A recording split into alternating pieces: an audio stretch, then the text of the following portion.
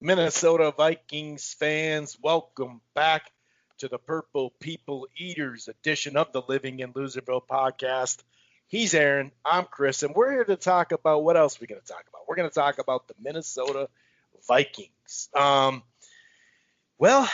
it didn't go the way we all wanted it to go. Of course, some people do want us to lose all the games so we can get a high pick, but that's no longer happening unless we do move up. That there is some of that out there still. But the Vikes go down 33-27. Couldn't get it done. The defense, early, the first 3 and out, played good there. And then didn't really do a whole lot. Besides red zone, they did hold them to some field goals and whatnot until the Cam Meister come through with the interception. And offense played really good throughout the game, but they ran the shit out of the ball, were able to make some plays in the passing game, didn't really do a good job of protection. And, of course, we'll talk about we had 2 turnover on downs, but really 1, especially when it really counted with under a minute to play or something like that, 2 minutes, whatever. So we're going to break this game down. Fortunately, the Vikes didn't come out, with the victory. But when push comes to shove, had we won, we probably would have had to beat the Saints to for sure be in, which, although we were just saying offline, watch, we're going to turn around and beat the Saints this week. So they obviously needed a whole lot too. The NFC is wide open as far as who's going to, where the rankings basically. So we're going to talk a little bit about that. But like I said, just to finish my thought there, draft order wise, this could get us in the teens rather than 20s. Let's put it that way. Anyway, so we're going to talk about the game, no doubt. And then we got a quick turnaround. That's why we're doing it on Monday night, actually, to get this content out to you.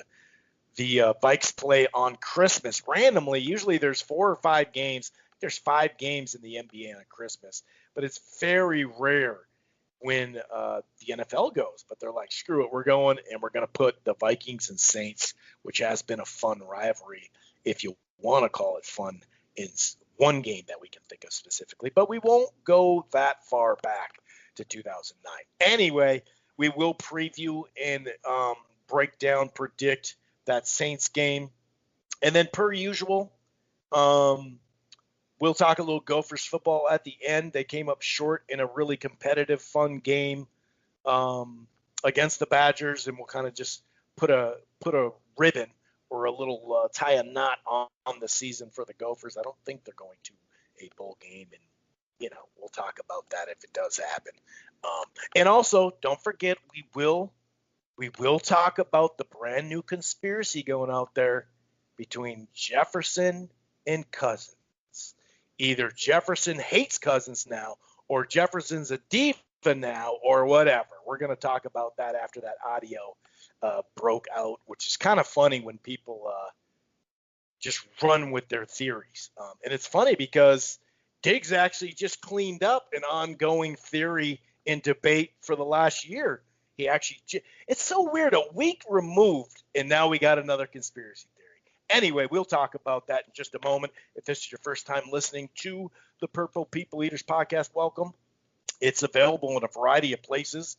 It streams live right here on blogtalkradio.com/Rope-A-Dope Radio. It streams live at archives. However, you don't have to go right to Blog Talk and Rope-A-Dope and download it there or listen to it in that browser. You can find this platform on Apple Podcast, on iHeartRadio, on Player FM, on TuneIn, on Stitcher, in a random, a whole lot of different places. We're also part of the Grueling Truth Sports Podcast Network, which can be found almost anywhere, right, including Spotify. While you're at it, why don't you head on over to thegruelingtruth.com. It's football, basketball, baseball, boxing, everything in between. And we've been talking about our new channel on Spreaker, Living in Loserville. Go ahead and follow that, because then year-round, especially in the spring and summertime when we do those classic shows or draft shows or some of the, where you're normally listening to the show, some of it, especially this summer, we're going to do some more of those classics. Follow that, Spreaker, living in Loserville, please. I'll say that. One more thing before we get into the Vikings game recap and such. If you're thinking about cutting the cord, maybe you're not quite happy, I got something for you. It's called AT&T TV Now. It's live streaming cable. They have a 7-day free trial. Once you sign up, there's no annual contract. Plans start as low as $55 a month. You can stream it anywhere. Of course, they have the cloud DVR. And right now, just for signing up, you get a 30-day free trial of HBO Max. If you sign up for the Max package, that'll already include HBO Max, plus a free month of Showtime, which is normally $11. That's AT&T TV Now, live streaming cable. Okay, I'm going to go ahead and bring in my co-host, Aaron Miller, and check his temperature. Even though we're still in the COVID stuff, the check your temperature stuff still feels weird to me. But how you doing, my friend? I'm great. So what was your favorite turnover on downs? Was it the one in the first half or the one in the second half with the season on the line? Let's break that down. No, but I mean, this is supposed to be fun. It hasn't been fun. This was a weird game. Chicago Bear Viking game at home in December. Always kind of weird or extremely boring. But this one was a weird one. You got, Harris, Spike, and Dantzler. I thought that was an interesting thing there. And that's just kind of one of the beginning of the minutia that we're going to get into of this game here. But, they came out in the first quarter and, they came out on defense, which I thought was Chicago's choice, which was pretty odd. 3 and out. And then the offense comes out and first play of the game, we got to see what Akeem Hicks does to this offensive line, Chris. Pushed him right into Cousins. It's like, oh my God, he fucking pushed him right into him. Didn't even need to get by him. Didn't need to make a move. Oh, I'll do my spit. Nope, I'm just going to push dude directly into the quarterback. That'll probably do what I wanted to do, man. This guy just taunts us, and we talked about it. Well, I mean, we've talked about it since we did the pod, right? As we started doing the pod a couple years back. But we talked about how when he left, I think somewhere in the third quarter, fourth quarter of that first game, how 60 yards came up all of a sudden rushing, and just more time in general because he can get after the quarterback regardless. Yeah, you're right. That was funky right off the bat. Just push him right into him, dude. That was rough. And you kind of knew how it was going to go from there. The Bears, they get the ball back, 5 plays, 58 yards, 7 zip. A lot of it was Montgomery running. I think there's a 24-yard catch by Robinson, and then a screen pass, which you hate to see in the red zone like that, especially an 8-yarder. There was like a 14-yard run. Later we'll talk about that. Always burns you that you're like, really? Like 8 yards away, you're going to let a run happen? 8 full yards, 10 or 14 on that one. But anyway, it's 7 zip. Okay, no big deal. It's not the end of the world, of course. Vikings strike right back, 8 plays, 75-yard drive at 7-7. Thielen got the touchdown because 2 dudes were like, oh, shit, where's that rookie? Oh, my God. Oh, he's wide open. Touchdown. Jefferson also got a 23-yard catch, and our guy Irv, got a 21-yard pickup on that drive. So it's 7-7, Aaron, and you're like, okay, cool. We got a nice drive. We actually got a little time in the pocket, and we were running the ball against this squad. Yeah, it looked like we were. So it sets up as a classic, Bears-Vikings game, and both teams were running the ball well. We would have liked to see us maybe stop the run a little bit better, but obviously our defense in general and our defensive line is, not where we want it or what we want to see it all out there. But, all together, that little bit seemed like, it was going to pretty much follow the script for a normal game in December. Defense comes back out, play good defense, all except for this cornerback we picked up off his couch named Chris Jones, who they obviously targeted, stayed away from Dantzler for most of the day, and we kind of figured out later why. But they started ripping into Chris Jones here, drive the ball down, get a field goal, wanted him to miss. No, of course, nobody misses field goals against us. So he makes a field goal. That's 10-7. Offense comes out, and what do you know? 3 and out, punt. Yeah, yep. And Trubisky, man, that pass run threat always messes up. I did think on that sack though, on that force, what was it, 3-0? You said whatever. Um, Clearly, I felt that Cousins held the ball in that one. There was nothing open, everything was covered, but either get rid of the ball or use your legs and pick up 3 yards or whatever. Riley did pick up that fumble, so that was heads up. Sometimes our offensive linemen are so worried about, well, they're on the ground usually, so they can't really pick up the ball. But that was a headsy move by Riley to get that. But Cousins, he just held it too long on that one, I thought. Yeah, I agree, but I think that Hicks and Mack, they just put the fear of God into this line. And you mentioned off air about Trent Williams and what difference he would have made, and I really think the biggest difference he would have made is just the attitude of this line, because nobody steps up to Hicks, nobody steps up to Mack. They're just kind of wilt in front of him, and I think maybe a guy like Trent could maybe help Delvin Cook talk a little shit back to Akeem Hicks. Yeah, and just that mentality, or like we said off air too, we'll just run behind Williams then. You know what I mean? All right, let's just run. Let's just send Cook behind Williams. You think you can get a yard off of that? I'm guessing that you could. The Bears, they get the ball back. 13-play drive, 7 minutes and 19 seconds, 76 yards. Really, run game and short passing weren't doing anything crazy. Montgomery got the touchdown, 17-7, and then. Well, you talked about which turnover and downs do you want to talk about? Well, here's one of them.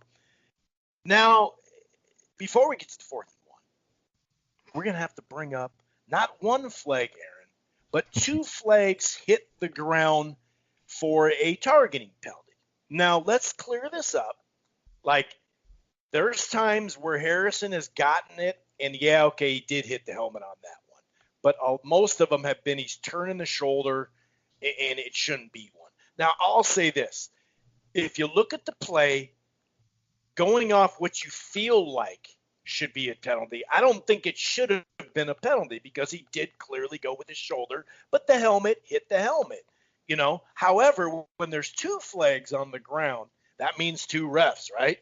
So both of them just kind of had a quick little meeting, like, you good, we're good. All right, cool. And they just picked him up. So it was kind of like, okay, cool, I'm cool with this call, but let's back up and talk about Harrison Smith a little bit.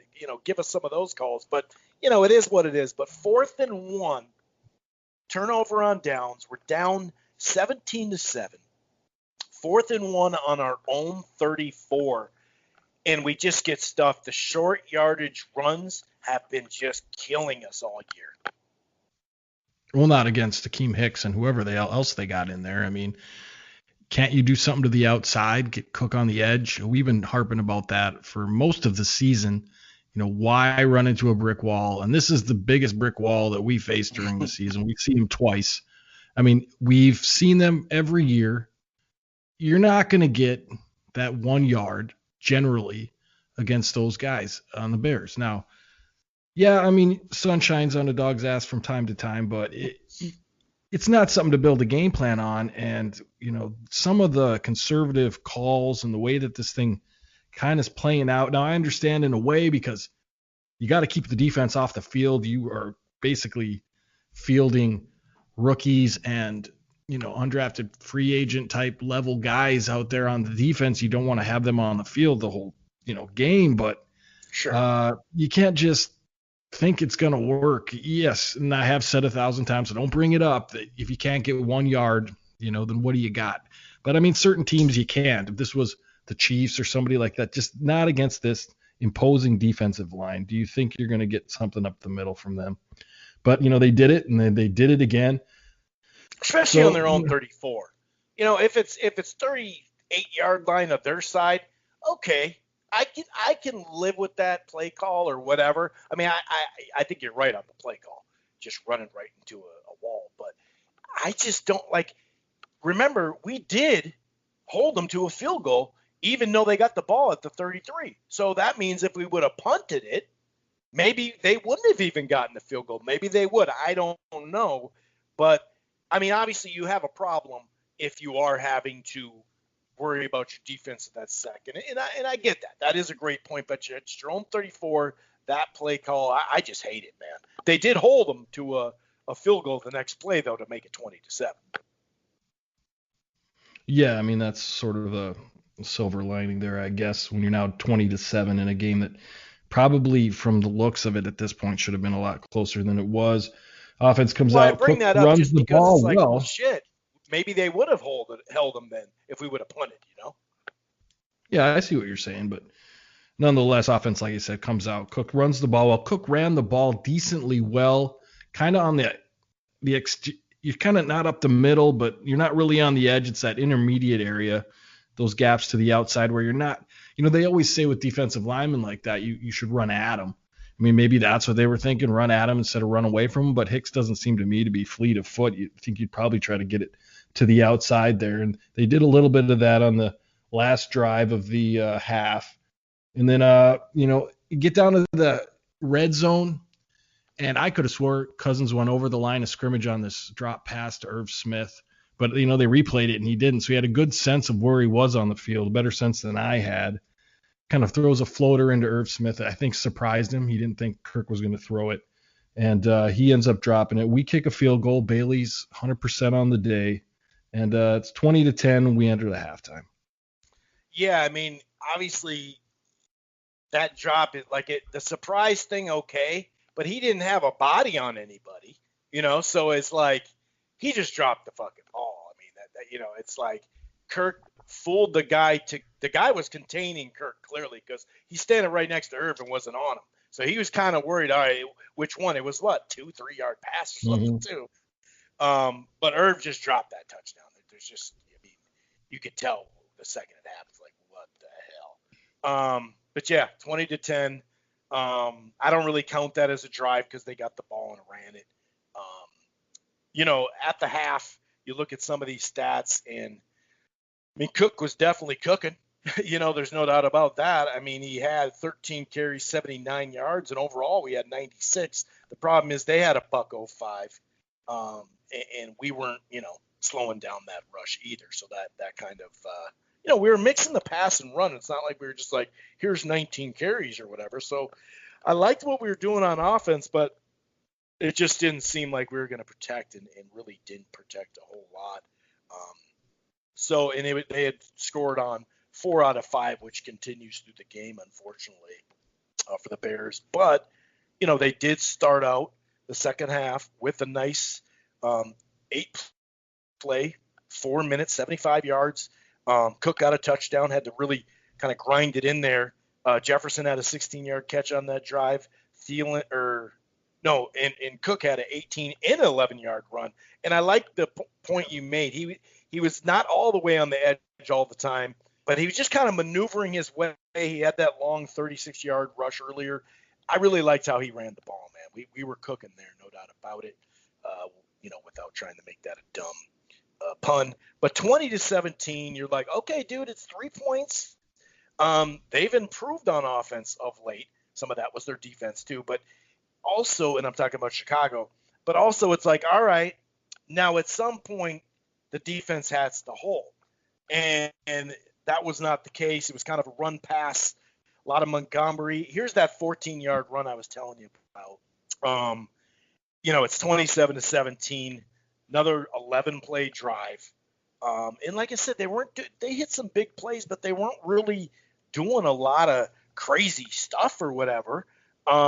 We just weren't stopping them at all. They got 27 points from a team that averages 21 points. And you're like midway through the third quarter at that point.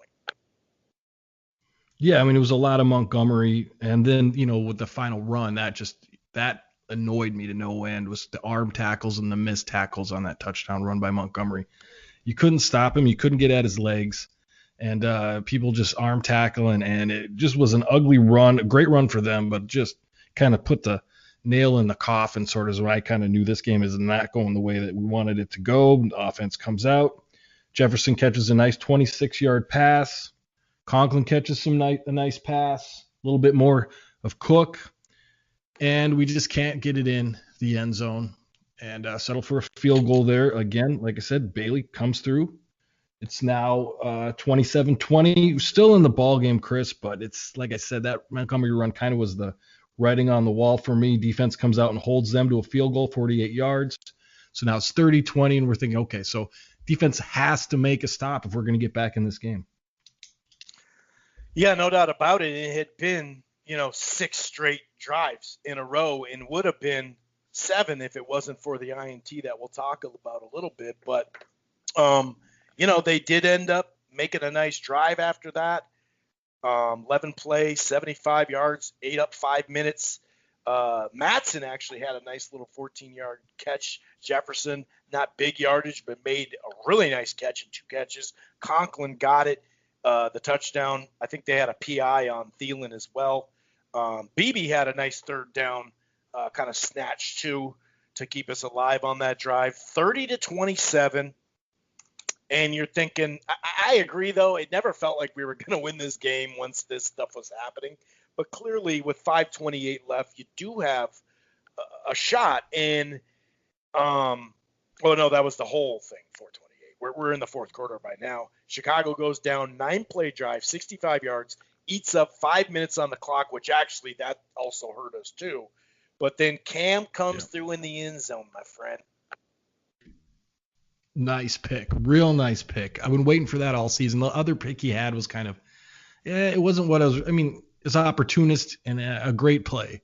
But this one here, you could see in his college film, he did this a lot in the end zone and comes up big here and jumped up. He's tall enough as it is, but right when you needed it, like I said, you needed to stop one way or another.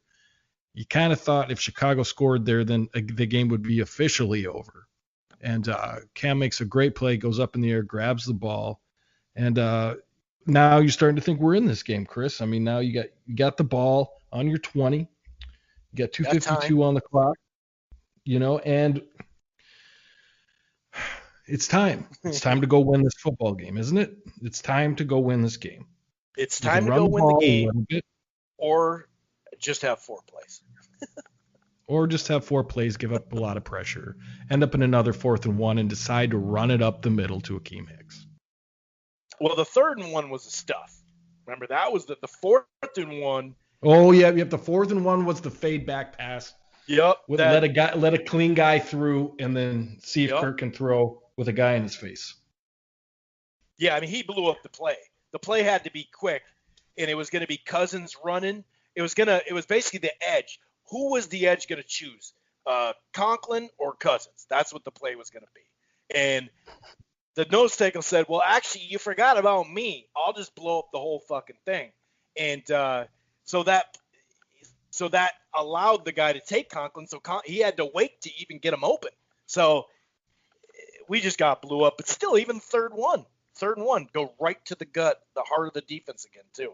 And also, I did send you that text of the actual play. Obviously, they were trying to get everyone left, right? Cook was going that way. They looked like everything was left except the main guy you really want to go left didn't. He said, no, screw that. But once again, though, Aaron, we didn't have an out on a 3rd and 4th down, especially a 4th down. We didn't have a little dink, okay, that. That I don't know. I'm not a huge X's and O's guys, but I did see plenty of people wondering about that, and it's not the first time. Well, how could you not wonder? It hasn't worked for you all game.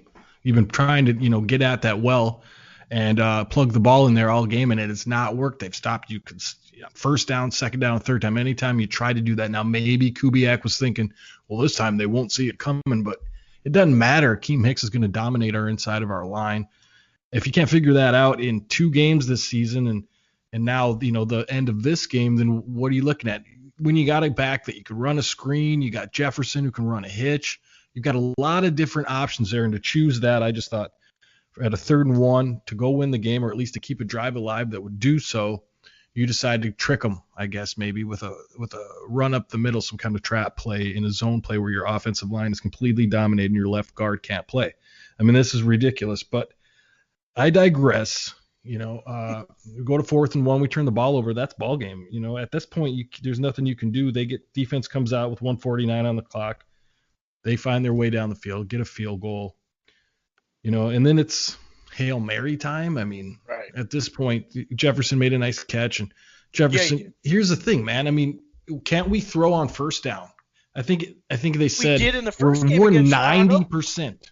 We did in the first game against Chicago, didn't we? Remember, we highlighted that.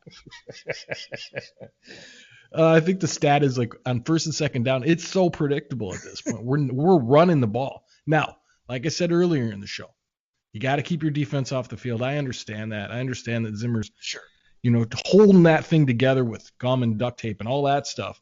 Yeah. But, you got to turn it over to your vets on offense, your highly paid quarterback. Let him throw the ball. Now, he's been holding the ball, and I know I'll save some of this stuff for when we get into it with the whole Jefferson issue with Kirk theories. But nonetheless, we're putting a Hail Mary situation. And did anybody think we'd come away with a catch there? Maybe if you had Rudolph in the game. Sure, yeah. And I'll tell you what, if Bisbee, as funny as it is, it came down to someone in Bisbee, though, and he didn't time his jump properly. Now, Bisbee's not the jump ball guy like you mentioned. But when push comes to shove, it's kind of crazy. Well, first of all, let's back it up. They rushed 3 fucking guys, and we still couldn't have just a clean pocket to throw the ball. He still had to go, and then throw it. So the ball got there, though. And I'm not going to get mad over a Hail Mary. You didn't catch it, right? I just can't do that. But Bisbee jumped too early. I mean, it was just a one-on-one jump, right? That's what it was, right at the goal line, right? And Bisbee jumped too early, and the guy didn't, and he just knocked it down. Now, there was a face mask as the play was over. 5'7". Yeah. Come again? I didn't hear that. Oh, I was just going to say, BB's 5'7". It's a tough sell, even if he did jump at the right time. Right, but you could tell he mistimed his jump, and he wasn't that far away, But either way, like I said, I can't sit there and, goddamn, they didn't. The Hail Mary play didn't work, because it seems like only Rodgers can do that one. But there was a face mask after the play, which counts as the play. But we won't get into calling penalties because it does get called. It doesn't get called on Hail Marys, right? That's what they told us. It doesn't get called. Nothing gets called on a Hail Mary. You rarely see a penalty on Hail Marys. Yeah, what did we say? 2009, right? That was the one until last week. Until last week. So, yeah, that's the game in a nutshell. And it's frustrating. It's this, it's that. But when you think of 20s and teens, especially with the Saints next week, or I suppose this week, right, Friday. The teens and 20s, when you go to pick somebody in this year 2021 draft, the end, I'm not that pissed off. No. I mean, right now I think we're at 14 by NFL draft order. That's a decent pick. Obviously, you're probably going to want to move it so you can pick up a second rounder. So maybe move back and pick up a second or something. But that's for the springtime chatter. I just, we're 33-27. We gave up 33 points to one of the worst offenses in the NFL. Probably did you say the worst offense in the NFL? It's right there. 33 maybe points. The Jets got him. I don't know. I remember last week when we were doing our picks, Chris, you said, that's a lot of points for Bears Vikings. And I said, well, I see something happening, and it just kind of turned out that my pick was pretty much right, but flipped. And I just didn't see it going that way, but I did see a lot of points just because of the way our defense is, and it kind of worked out that way. I was surprised we put up 27. Look at this, though. Talk about how bad the Bears in general have been on offense. The Bears have scored 25 points in 4 straight games now for the first time since 1995, dude.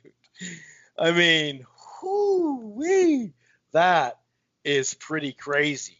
That's a crazy stat. Speaking of sacks, did I say this on the air or not? The best starting average field position. Oh yeah, I already mentioned that, right? Yeah, we're the worst. Yeah, go ahead and reiterate it. Yeah, we're the worst as far as, well, who knows? Maybe someone beat us on Sunday. That was a stat before we started with the worst. And that's why, hey, having the ball at the 25 after that touchback was like, hey, we're in pretty good shape here for the last part of this game, but it didn't matter. Obviously, Jefferson, got his 6th. He got the most catches now as a rookie for the Vikes, but he also got his 6th 100-yard game. which he joins Randy Moss, who did it 4 times in the season, Carter, and Thielen, the only players in Viking history to have 6 or more 100-yard games, and it's not over. And he's going home next week. So we'll see. Overall, though, as a rookie, he made the Pro Bowl. Cook and Jefferson made the Pro Bowl, by the way. Last 23 seasons when it comes to Pro Bowls, rookies, Randy Moss, Bolden, Green, Beckham, Cooper, and our guy Jefferson. That's impressive. A rookie Pro Bowler. You know how we said early in the season we're going to pump the brakes on him and just get away from the Moss comparisons because it's a totally different player. But the numbers are the same, in fact, better than Moss. And if you want to stick with Jerry Rice's contention that he's the best wide receiver in the history of the NFL, then I guess numbers are everything, and that would make Jefferson better than Moss, which we know Jefferson is great, but he's not a game changer like Moss was. So I'm happy for him, man. I hope that he has a good game on Friday, I guess, and continues to play well. I just basically, knock on wood, don't want him injured, and see where it goes. And let's get into the Cousins hold on, thing. I got something for you. I'm excited to talk about that. I got something for you before we get into that other stuff. This is, Vilma talking about Rice, Moss, and T.O., and the blasphemy that came out of this man's mouth is just ridiculous. Well, I want to hear that. Jerry Rice has the numbers, and he was a better route runner. T.O. has numbers, and he's just physically the most gifted wide receiver we've seen play the game. Physically the most gifted. Are we talking about squats and bench press? Is that what we're talking about? Physically gifted. You mean, one guy works out one day, the other guy works out the same day, and he can just put up 20 more pounds than him, and he looks bigger or whatever. Okay, sure. This dude's a specimen. But physically gifted. Physically gifted. He's taller than him, Moss is. He runs a 4.25. Oh, boy, runs a 4.45. You want to talk about catches. Who drops the most balls out of all the top 10 wide receivers of all time?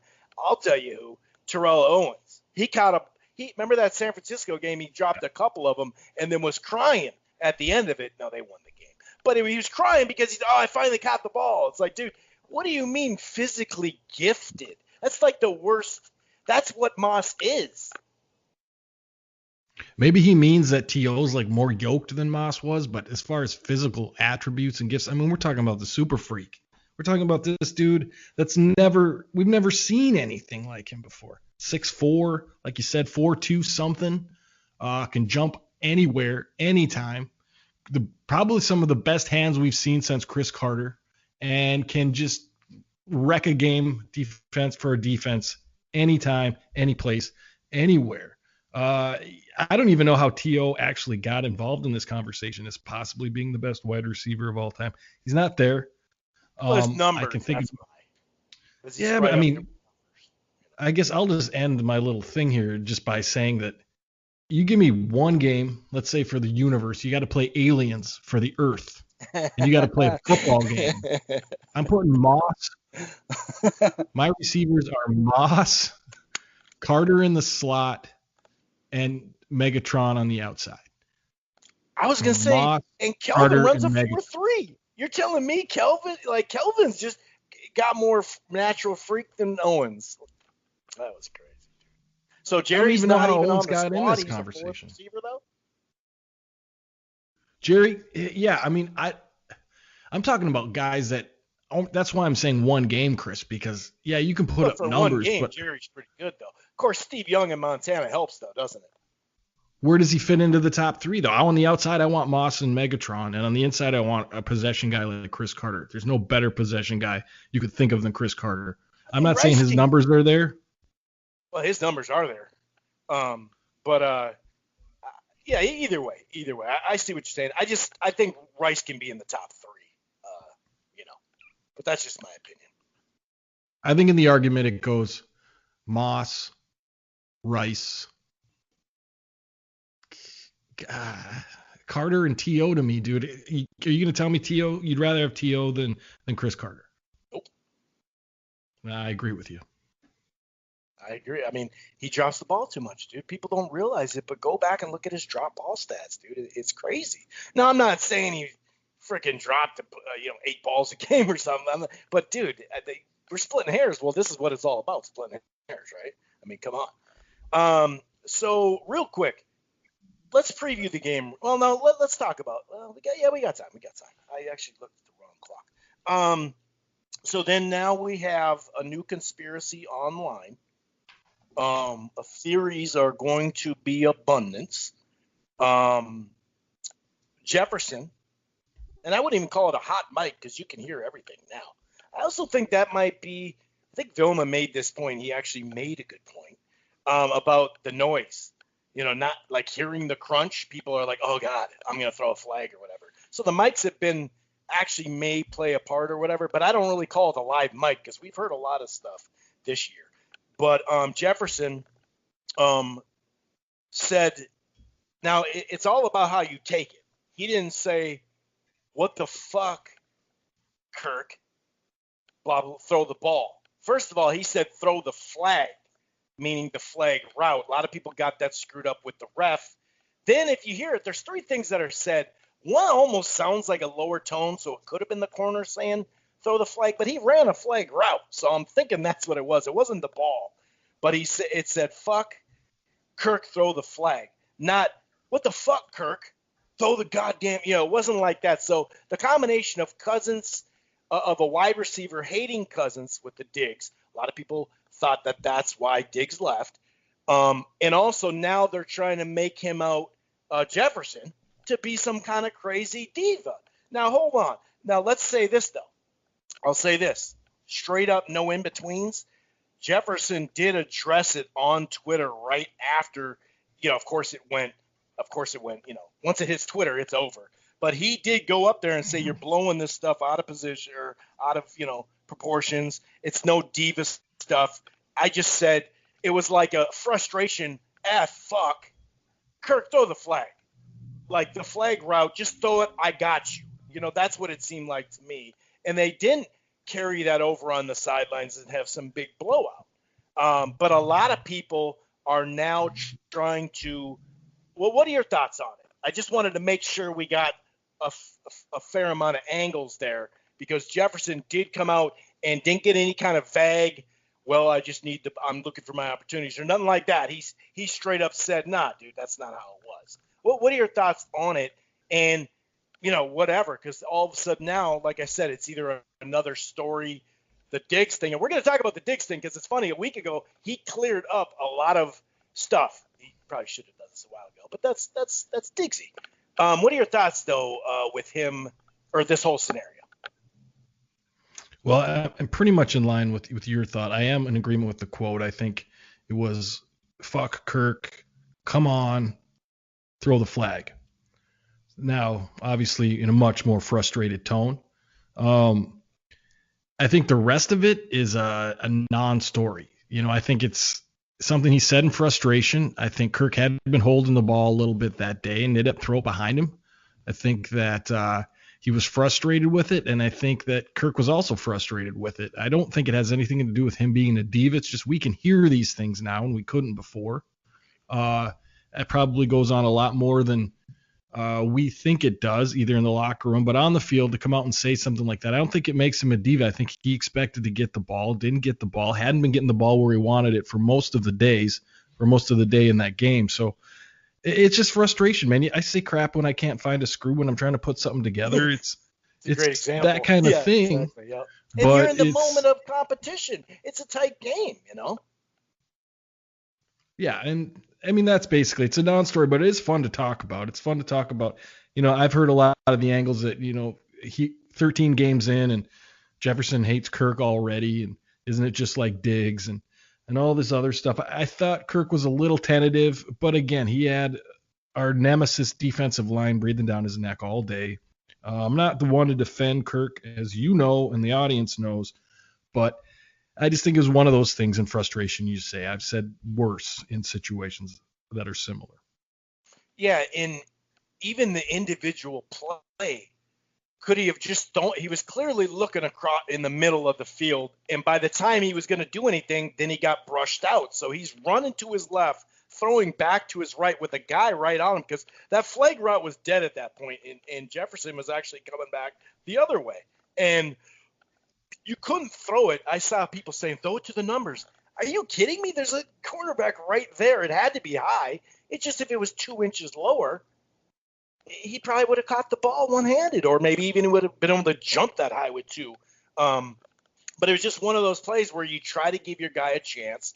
It was just a little too high, but it's not like he could turn his hips and do all that. But that still that I sent you, that image, tells you his radius is nuts. Yeah, and you know how it is, Chris. It could have been 3 passes prior that he was frustrated about. Exactly. You know, it didn't have to necessarily be that one. He'd just been holding some baggage in, and he had a moment to let it out. And it's a nothing, but it is kind of cool to talk about that stuff. But it is interesting, Chris, how the national media's picked it up as some kind of thing when it kind of out at building a mountain out of a molehill sort of type of deal, if you know anything about people's emotions and how they tend to react to things. But, you know, it's one of those things. You know, can we get on to the Diggs thing? Because this has been a thing that you and I have argued quite a bit about. What, you know, led to Diggs is, it was after a Bears game, which a lot of frustration apparently comes out after we play the Bears. Last year, he didn't come to practice for a couple of days and kind of forced his way out of here. I was under the impression that, to be perfectly honest with you, my side of the argument was he couldn't deal with Cousins holding the ball, you know, tentative to throw, favoring Thielen, all that type of stuff. But, you know, Diggs came out and said something a little bit different. Yeah, he said that I just wanted the ball more. Like, I wanted to be the featured guy. Maybe he got a taste of being the featured guy when Thielen missed 7 games, and he dominated, was one of the best wide receivers in there. We know he's a stud. To me, he wanted the amount of targets that he wants. And I always loved Diggs, you know, not just before the miracle catch, all that. And my only thing was, now there is some chatter on the other side saying, well, they told me they were going to throw more, right? And they did throw more for 1 year. And that's fair, but remember, if an offensive coordinator, by the way, got canned week 13, a coordinator or a head coach, you know, one or the other, they could be gone in 2 years. So if you're signing an extension, a 5-year extension, remember, he signed the extension coming off a year where we were second in carries. So, you know, you got to put that into play too. That was after the 13-3 year. Now, the next year he got 100 balls, and he wasn't all that pissed. He wasn't all that mad. Now, we were 8-7-1. Then he got mad. And the holding the ball thing, although in this game there was a couple instances that I'm totally with you on that, but a lot of people use the stat to say he always holds the ball. But remember, when you do play action and you got to run 7 steps, that goes into all your releases. So from the snap to the release of the ball, it's not like he's back there going through 8 options and just throw the ball, Kirk. It's not that bad. But I really always thought that he just wanted his thing. And I don't know, because we came off a season where he led the league in yards per catch, the best deep threat almost in the league. But he didn't feel like I need 100 catches a year. And that's cool. Now, the money thing is funky, though, because he was already paid. So it's not like he needed a couple seasons in a row of 100 catches to get a big contract. So, you know, and his cap number, you could tell his cap number without bonuses or anything like that. You could tell it wasn't heavy incentivized. Now, maybe there was incentivized of staying on the field. I could see that because he did have that earlier. And I'm really glad that the last couple of years, because, man, when you look back at Maryland, some of the major injuries that guy's had, it's really nice these last couple of years, especially these last 2, that he hasn't had that 3 or 4 games missed. I'm really happy for him. And when the trade went down, that's his prerogative. That's cool. And so I think it was a win-win in general, but a lot of people just went to, they don't like Cousins, so that's what they're going to just pile on. Sure, it's just more fuel for the fire. And, you know, we love Diggsy, and we were actually doing a show when he was traded, and That's right. Well, we were kind of shocked, but we were like, yeah, okay, it makes sense, and we got great compensation back for it. So we were thinking, okay, if he's got to go, he's got to go. But, we've loved Diggs, like you said, since before the miracle. And he was injured in college quite a bit, but then you get, he was pretty durable in the NFL. I mean, I think he missed a game or something a season. Well, the first couple And then, years he wasn't. He'd missed like 3 or 4, but these last 2 to 3, he's been in there, dude. He's been But as far as Diggs, wish him all the best. And you know what? I don't think he bought a drink in this town after the miracle for a very long time. And sad to see him go. It would be nice. I keep thinking about this. If we had Diggs, Jefferson, and Thielen, now it's impossible because if we would have, had Diggs, we wouldn't have drafted. But that would be a nice threesome. We do need that third wide receiver. But yeah, I mean, look, Diggs did what he wanted, the targets. I think that's what he wanted. And he knew, and it's been proven right, that our offense was probably going to go to what it is now, running, 2 receiver play action type of stuff. And, that just wasn't enough targets for him. And he made his move, and you got to give it to him. This is what he wants. It'd sure be nice to have him, but. And Buffalo needed exactly what he is, too. You could see their offense is really, I mean, we could sit there and talk about the deep balls. Diggs has had complaints about that, but they're targeting him. Him and that other dude, what the hell? They're having a great season. They're both over 100 catches. So yeah, and if you notice the Bills, sorry to interject, but if you notice the Bills, when it starts getting tight and these games start to matter, who's getting the ball? Diggsy. Mm-hmm. Diggsy's clutch. He'll catch the ball. He fights for yards. Last year's playoff game in San Francisco, 1 touchdown. That was Diggs. He's a hell of a wide receiver. Yeah, and he could catch something short, go deep. Like you said, he can get the tough yards. He'll grind out a couple more yards with guys on him, and you don't necessarily always see that from a wide receiver, especially over the middle. So he's an all-purpose guy, and I don't have a bad thing to say about him. This whole diva thing is funny because, other guys, Brady, and they could just fucking scream at a whole bench, scream at the coach. Well, you got to listen to he's a true champ. He ate Wheaties when he was younger, that type of shit. He's an all-American boy, but the wide receivers can't yell. It's a frustrating position. You know what you are capable of. You know how you can help your team, but you need the line and the quarterback. You need everything in tune.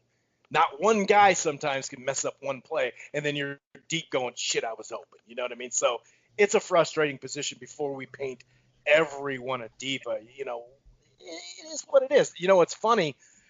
Remember 2 years ago, Thielen, and he, after like maybe 6 months, he finally admitted it in an interview, but he was the diva on the sidelines 2 years ago. When Diggsy was getting 100 catches, he was pissed off. And I remember a lot of people saw him yelling at Kirk, and Kirk let him do all his stuff. And I actually just sent this to a guy that's been going back and forth with me on this one, but they don't pay attention to the second part of it and it's funny. I'll show you the video. Maybe you already saw this, but dude, it's funny because Kirk isn't a dick about it, but the dude's yelling at him so much that he's like, all right, but this is what the play calls for. And you could see him go through what you're supposed to do on the play. And then all of a sudden, Thielen just shut the fuck up. Whereas Diggs, he'll scream, throw his helmet, but then he'll come and hug you and be like, dude, I'm here for you. I'm just emotional. We're good. And that's what I did like about Diggs. Sure, was he, whereas Thielen kind of just sat there and was like, oh, shit, I just got humbled. He didn't sit there and go, that's my bad. Nothing like that. Whereas Diggs, he'll flip out, but in the same breath, he'll come right back to you. And Diggs also had numerous questions about Cousins. And we can all agree that Diggs isn't a company man. He's going to say or be vague of whatever he feels like. So he had a bunch of good stuff to say about Kirk, and I don't mean as a best buddy. So he had ample time to be vague or not just say stuff. He's not a company guy. He's going to tell you how he feels.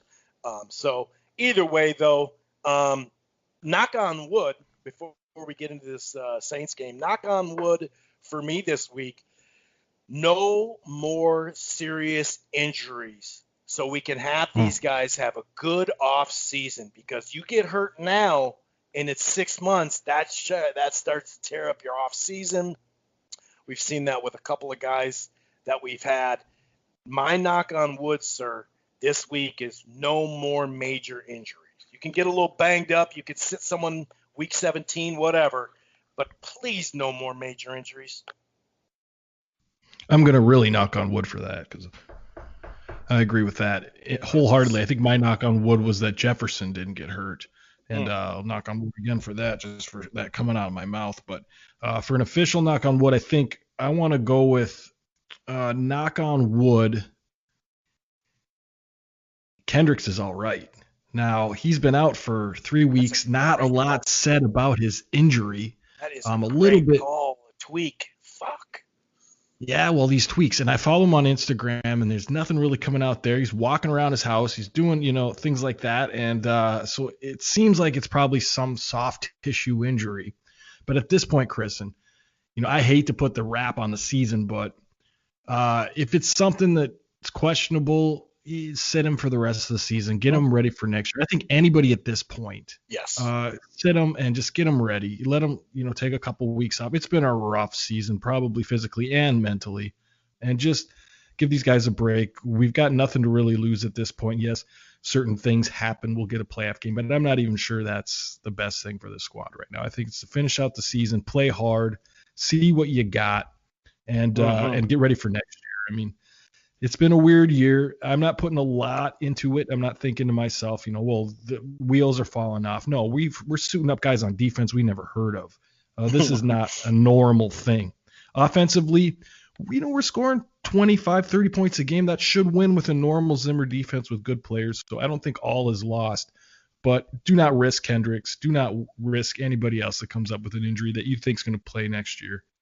And just get through the season with a little bit of respect. I'm no longer on the 8-8 train. I'm no longer on any of that stuff. Just get it through. So knock on wood.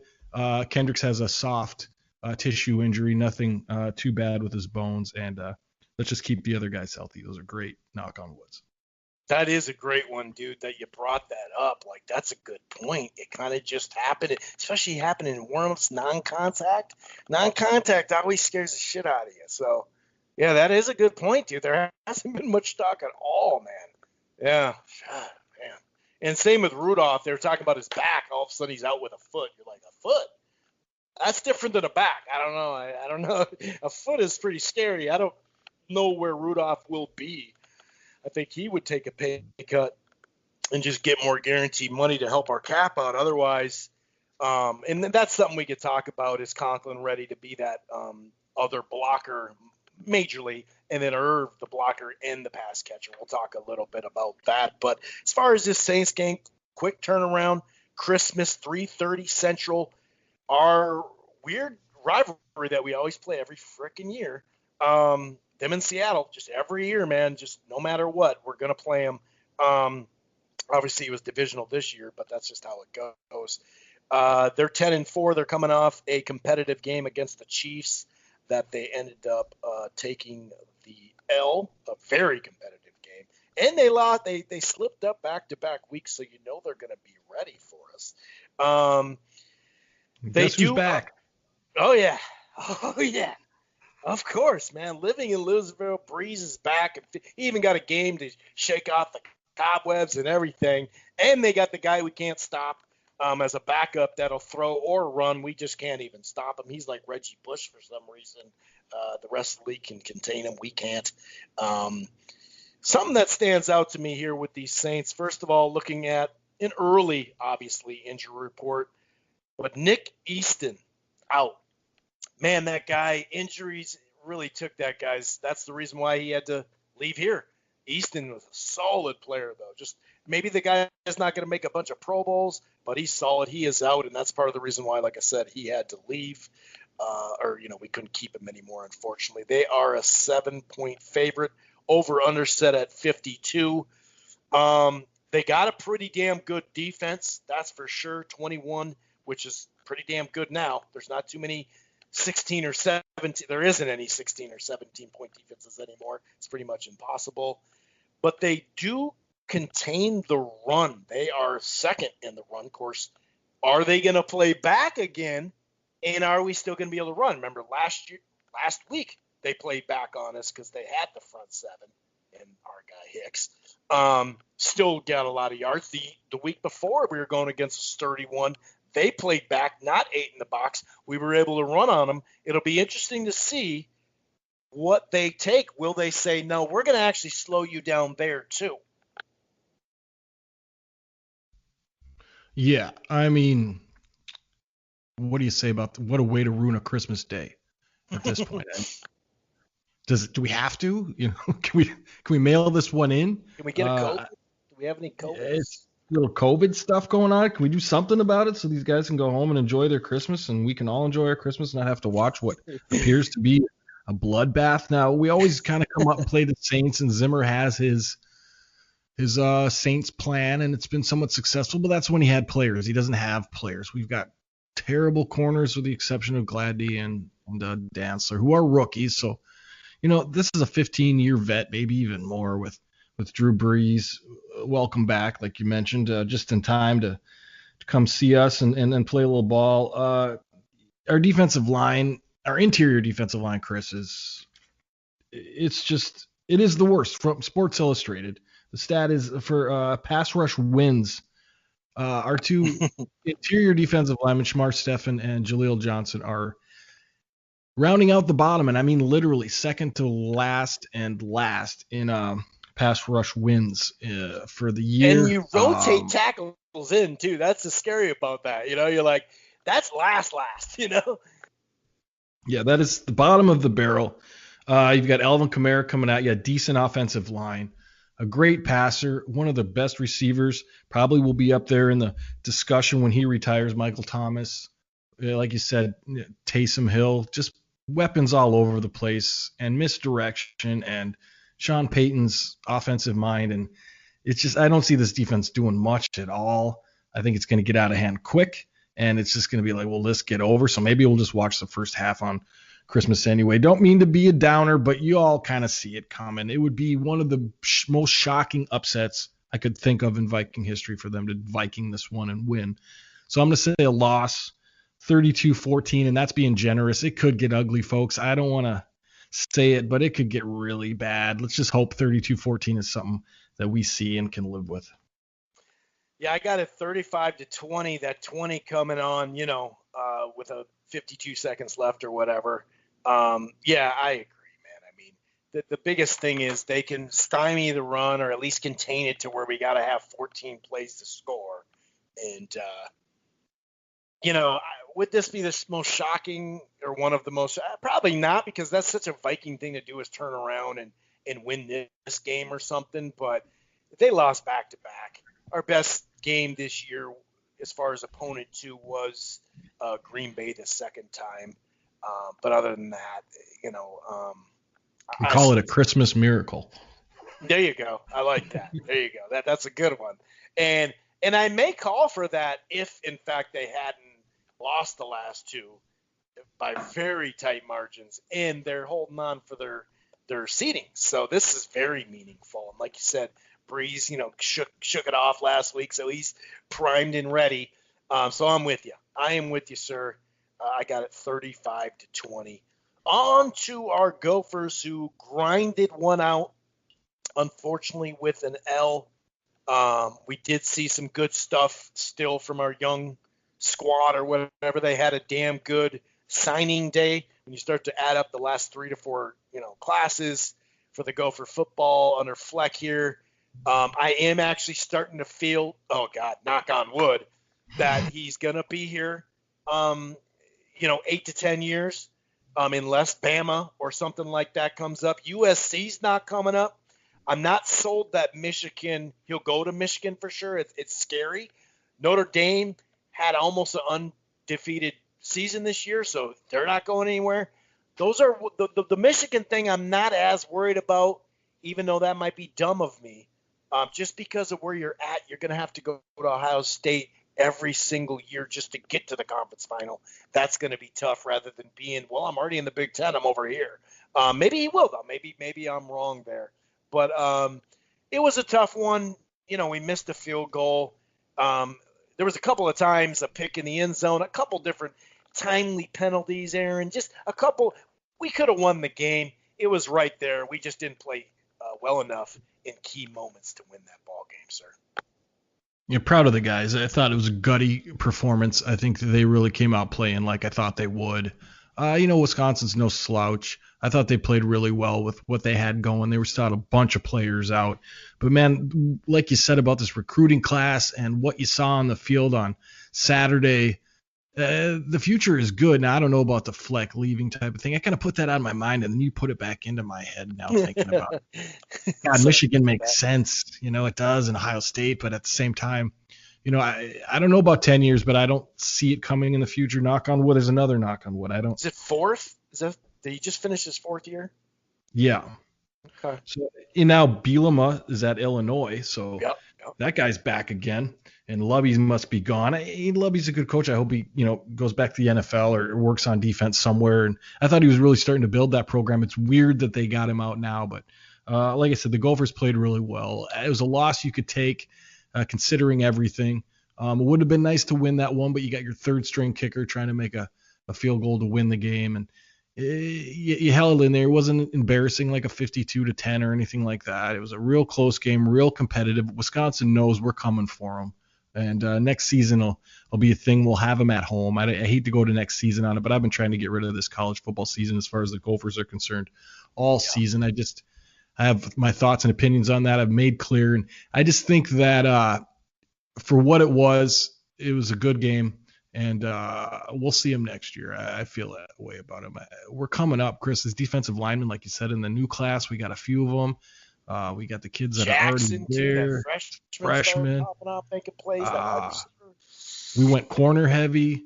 Durr's coming back too. Durr's coming back for his last year, Howden bothers me still. Howden is he doesn't want to gave that big run. He just didn't want to throw his head in there, and he gives up those runs. And it's like, okay, well maybe, but we've got that other kid now, that big kid who plays safety, kind of linebacker hybrid guy. God, every time we forget his name, and he's a freshman. God, I wish Morgan, I think. I don't know. Big kid, wears 13 on the defense. Yeah. And he's a beast, man. I don't know if he's going to end up a linebacker or a safety, but as a safety, I think that guy's amazing. And him and Newbin as safeties will do just fine. So, like I said, hate to push it to next year, but we've all been kind of doing it all season. And, man, does it look good. There's a lot of good things to like about this squad. And it would have been nice to get the axe this time, but, it just wasn't in the cards. But I think Wisconsin knows it's a fight for it from now on, and that's what you want to see. No doubt about it. Any last words before we get out of here, sir? I just wanted to mention that a lot of you have figured out the new account on Spricker, just judging from the numbers. Appreciate you guys coming over there. Continue to do so. That's Living in Loserville. Follow us on Instagram under the same title, and you'll be able to follow and keep up with the shows. We'll have us, like Chris mentioned earlier, a bunch of shows in the spring. We go all year. It's just kind of more sporadic in the summertime, do different ideas for shows. And it's a lot of fun last year. You can still get those shows on Instagram and get the links. And, let's hope it's not as bad as we think it's going to be on Christmas Day. Yeah, it'll just linger around enough to break our hearts. But, yeah, that'd be nice to get a Christmas miracle. I like how you put that. Enjoy the holiday season. We'll be back next week. Peace.